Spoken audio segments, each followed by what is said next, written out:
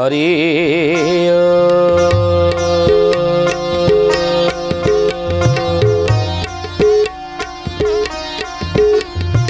ओम भूर्भुवः स्वः तत्सवितुर्वरेण्यं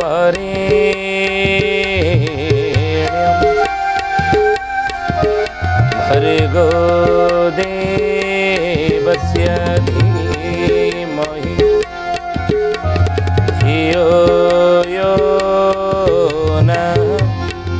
प्रचोदयात्।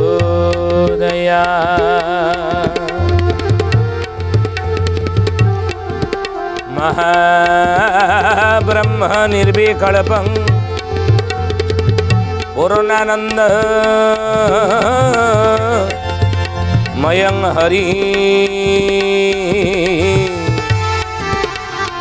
सर्वघटेज अच्युत तस्य पदे नमाम्यहम्।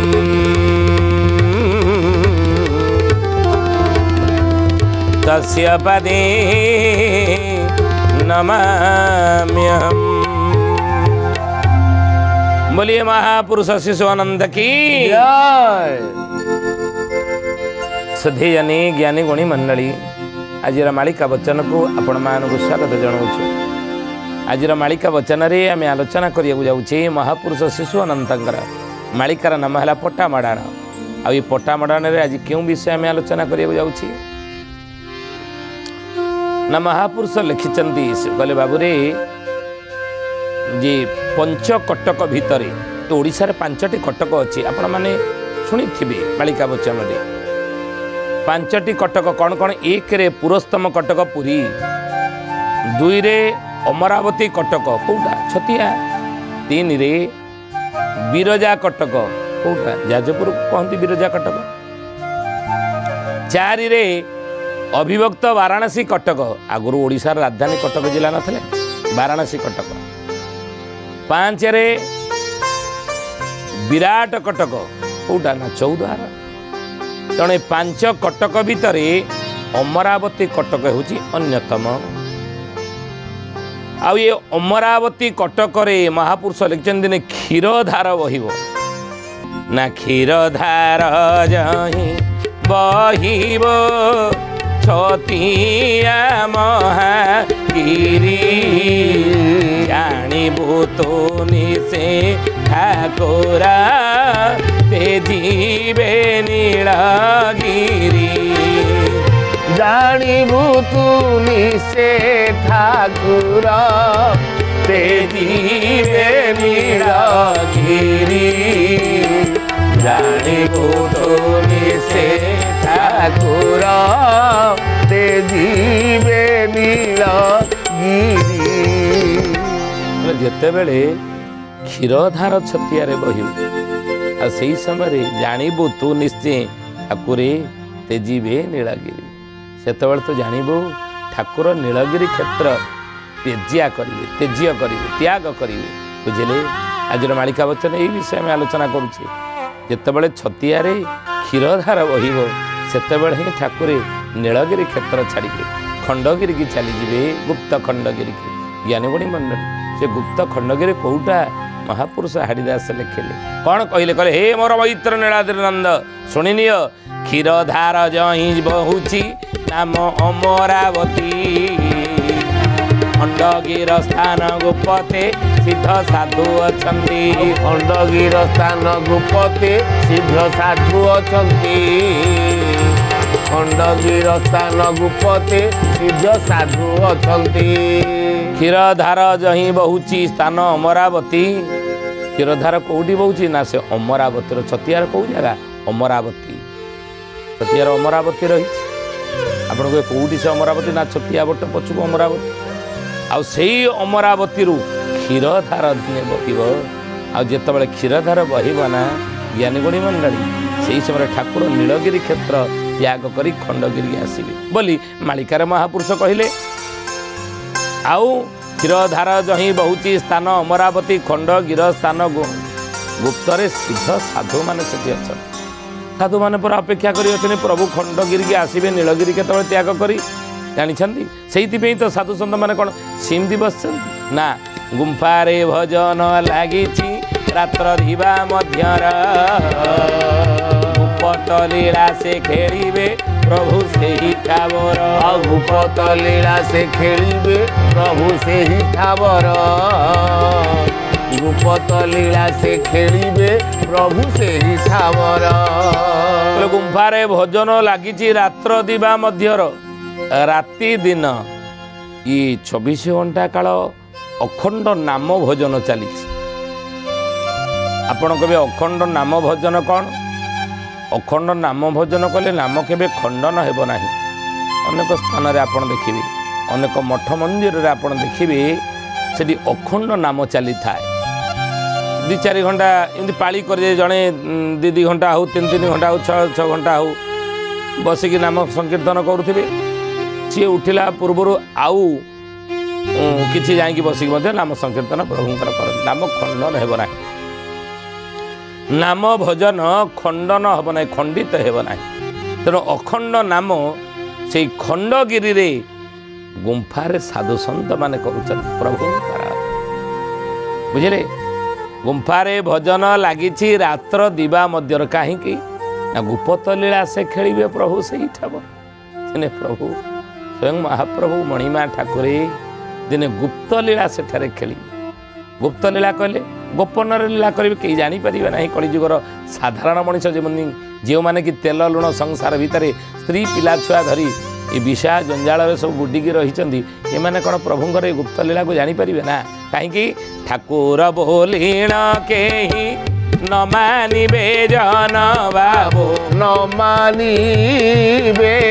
ଜନ ଆସି ପହଞ୍ଚିବ ମିନସନି ଜାଣ ବାବୁ ମିନସନି ଜାଣ ଠାକୁରେ ଗୁପ୍ତ ଲୀଳା ପରା କରୁଥିବେ, ଜାଣିପାରିବେ ନାହିଁ ସାଧାରଣ ଲୋକମାନେ। ଠାକୁର ବୋଲିଣ କେହି ନ ମାନିବେ ଜନ ଠିକ ଆସି ହୋଇଯିବ ମିନସନି ଜାଣ।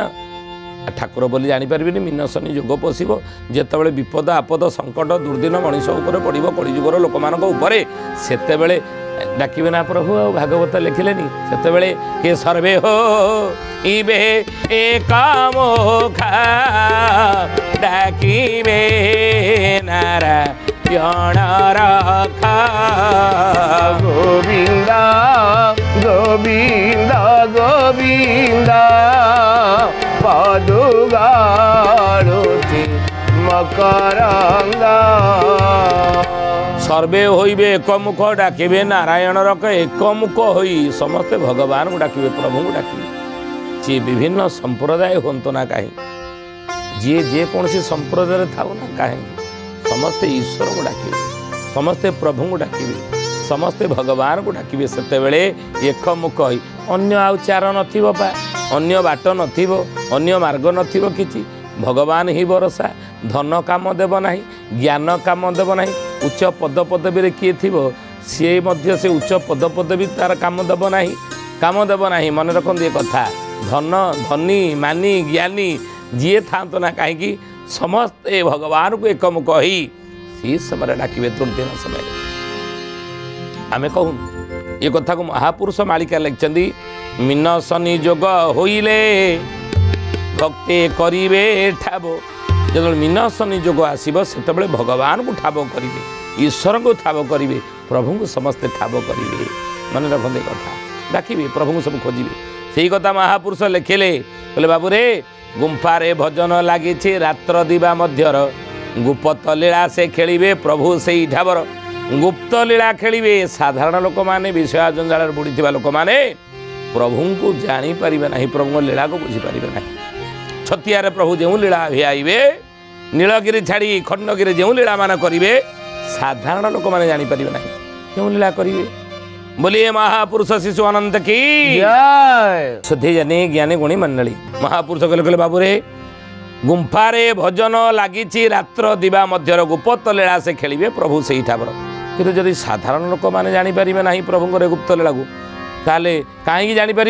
ना ठाकुर बोली न कहीं न मानवे जान ठीक आसी हो मीन शनि जान डर भय लगी जीव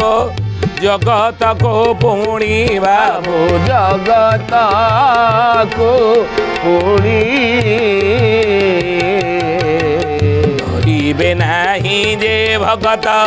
नाम थिबे जानी बाबू नाम थिबे जानी सारा जगत को डर भय लगी बोली मालिकार महापुरुष कहले शुणी नियंतु आपण मान सारा जगत को डर भय लगी लिखिं महापुरुष आदिदास जगते पड़ब दुख लो बहुल विरजा देले डाक 64 जोगनी संगतरे घेनी संसारे पड़ब दुख आदिदास महापुरुष कहले जगत दुख पड़ब जगतवासी की दुख पड़ब 64 की दुख पड़ब ना 64 जोगिनी मान को सांगे धरी विरजा कौन करेंगे 64 जोगिनी संगतरे घेनी संसारे पड़ब दुख ये जदि घटना घटव से डर भय सारा जगत को लगे लोक मैंने डरवे किंतु भक्त मैंने डरवे ना प्रभुंकर जो मैंने भक्त से मैंने डरवे ना कहीं नाम थिबे जानी प्रभु नाम को ईश्वरीय नाम को भगवत नाम को स्मरण करुथिबे कीर्तन करुथिबे भजन करुथिबे जनान करुथिबे सबु भक्त माने धर्मर शरण थिबे प्रभु शरण थिबे से प्रभु को धरी थे तेणु से डर भय लगे ना जानी या तो आगो हम ना ढाऊ रंग वेश पिंदी भकाता बोलिबे बाबू भकाता बोलिबे ऊपरी कालिंकर खड़गरे पड़िबे बाबू खड़गरे पड़िबे किंतु जो माने भक्तर पोशाक पिंधि भगत भलिया देखाई होउथिबे महापुरुष कहते बाबू रे ढाऊ रंग बेश पिंधि भगत बुलिबे आ सेई माने ढेउ परी देवींकर खड़गरे पड़िबे कालींकर खड़गरे सेई माने पड़िबे खाली भक्तर पोशाक पिंधि भक्तर परिचय देई भक्त भली देखई हेबा समाज को माला तिलक धारण माला गड़ौथिबा तिलक धारण करथिबा भक्तर पोशाक पिंधिबा एक भक्तर ये होचने लक्षण से महापुरुष शिशु अनंत पट्टामडाण कहते हे बारंग माला बोली जे जोड़ी अक्षरा तुलसी मध्य जन देखाणिया माला तुझ पीले मुक्ति लभिबो कहीं मुक्ति लभिबो कहीं है सुजने मुक्ति लभिबो कहीं मुक्ति लभिबो कहीं है सुजने मुक्ति लभिबो कहीं माला बोली जो जोड़िए अक्षर तुलसी मध्य नहीं पा आम अनेक भावती जे तुलसी माला जप करिबा गो मुखरे पुरेगी तुलसी माला जप करिबा विभिन्न मंत्र आम जप करुचे आज कली जुगरे नहीं भिन्न भिन्न धर्म प्रचार होइब एई भारत वर्ष रे बोली शिशु अनंत पट्टामडाण रे लिखिते बोले गोटिए धर्म भारत रे प्रचार हेउ नथिबो गोटिए धर्म भारत रे प्रचार हेउ नथिबो सर्वधर्म को सम्मान देइछि भारत वर्ष नहीं सबु धर्मावलंबी माने एठारे स्वाभिमान सहित निज निज धर्मर प्रचार कर स्वाधीन भाव रे कौन धर्म प्रचार पे किए कार परमिशन नौ सरकार हो कि कौन धर्म अनुष्ठान हो आम धर्म प्रचार करने विभिन्न धर्मर प्रचार करने कौन परमिशन अनुमति आम नौ ना धर्म प्रचार भिन्न भिन्न धर्म ये भारत वर्ष रे हबो आउ से धर्म प्रचार करने विभिन्न धार्मिक अनुष्ठान माने संप्रदाय माने कौन प्रतिबंधक ना से स्वाधीन किंतु से विभिन्न धर्म रे विभिन्न मंत्र जो दि जाइए से मंत्र को जप करुँच तुलसी माला हो बेल माला हो बा रुद्राक्षे हो बा स्फटिक हो ये माला आम जप करुचे कि महापुरुष कहले माला जप जो आम करुचे कि तुलसी मध्य ना माला जो जप करुचे तुलसी मध्य कौन अच्छी गड़े देले हो गला ना ये जन देखाणिया माला तो जपिले मुक्ति लभिबो कहीं मुक्ति पाइबो ना अनेक अच्छा एपटे माला जप करते ए शोई पड़बनी दी घड़ी शोई पड़बनी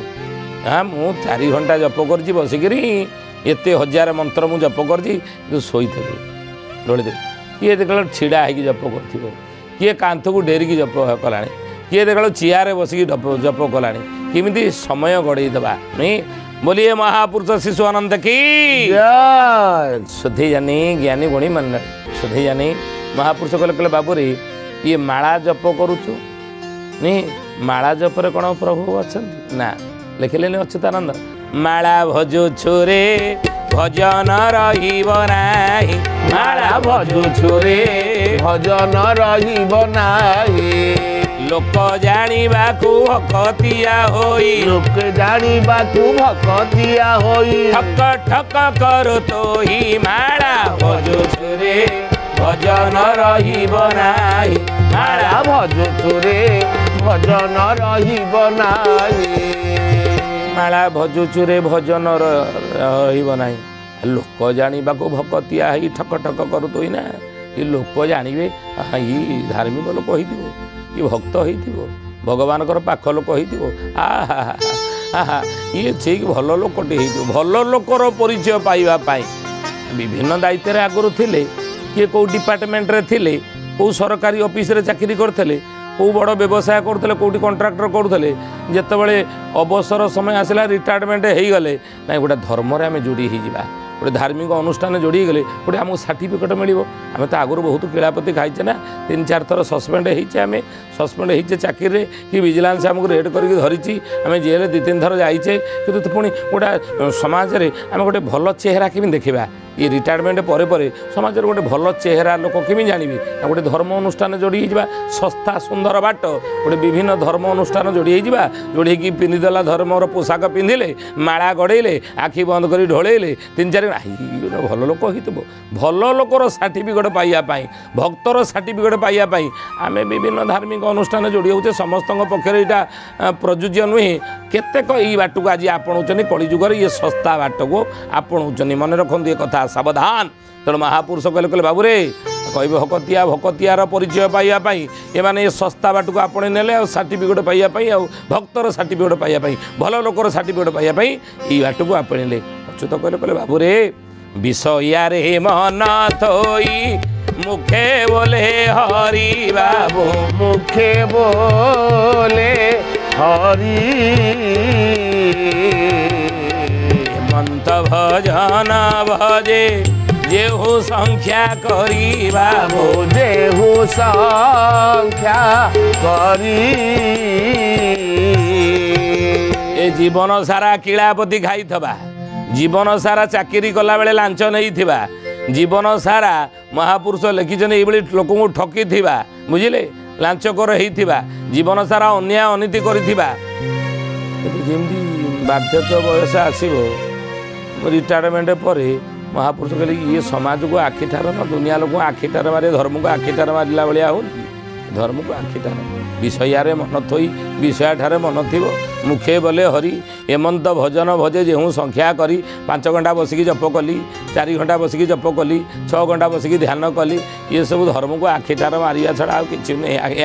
आप निजे विचार करंतु एमंत भजने प्रभु नहु अंति तो बाबू नहु अंति तो अंतर्गते तार नहीं विश्वास बाबू नहीं विश्वास एथिरे भक्त कहना ये भक्तर लक्षण नुह भक्तर स्वभाव नुह भल लोकर स्वभाव नुह बुझे मन रखु ये कथा इमिति जदि बाट आपण आपणाऊे इमिति जदि बाट आम आपणाऊा इमिति जदि मार्ग आम आपणाऊा इमिति जदि आमर चरित्र हो ना ना ये भक्तर स्वभाव नुह लक्षण नुह ये बाट छाड़ दिंतु ये सस्ता बाट छाड़ दिंतु ये गलिया बाट आपड़ छाड़ दिंतु ये बाट को आपणातु बरं जमिति थिले सेही भली भाव में रही जीवन बीती जाऊ शेष निश्वास छाड़ दिंतु आउ इमिति धर्म को आखिटार मारिया ये गोटे भल कथा नुह सेही भली भक्त मान जी भल होइथिबे तांकर पूर्व जन्मर संपर्क थिबो संबंध थिबो संस्कार थिबो प्रारब्ध थिबो सेही भक्त माने प्रभु को छतियाटे ठाब करिवे नीलगिरी छाड़ी जतले खंडगिरी की जीवे क्षीरधार सेतबे छतियारे बहिबो महापुरुष शिशु आनंद कहजन हे बारंग जेऊ काले बड़ा देउड़ा तेजी श्री जगन्नाथ सात सात दिन श्रीक्षेत्र ए बाणी सता ए बाणी सत प्रभु हे बही बाणी सत्य हे बही बाणी सत्य महाप्रभु हे बही बाणी सत्य महापुरुष कहले सेतेबेले छाड़िबे नीलगिरी छाड़ी खंडगिरी जीवे क्षीरधार जिते छतियार बहिब सधी जानी ज्ञानी गणी मंडली आज तो समय हो आसंतु बाणी की विराम दबा श्री प्रभुंकर नाम नहीं जय अच्युत बोल रे जय अनंत बोल रे जय अच्युत बोल रे जय अनंत बोल रे मन बोल रे जगन्नाथ बोल रे मन बोल रे बलराम बोल रे मन बोल रे जसोवंत बोल रे मन बोल रे जसोवंत बोल रे जय अच्युत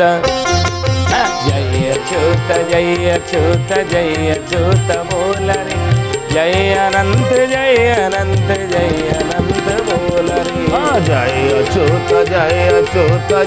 अच्युत बोल रे जय अनंत बोल रे सधेयनी ज्ञानी गुणी मंडली आज आसंतु बाणी के ठारे विराम दबा पुणी आसंता भेट होगा रहुचु हरि ओम शांति शांति सर्वारिष्ट सुशांति भवतु।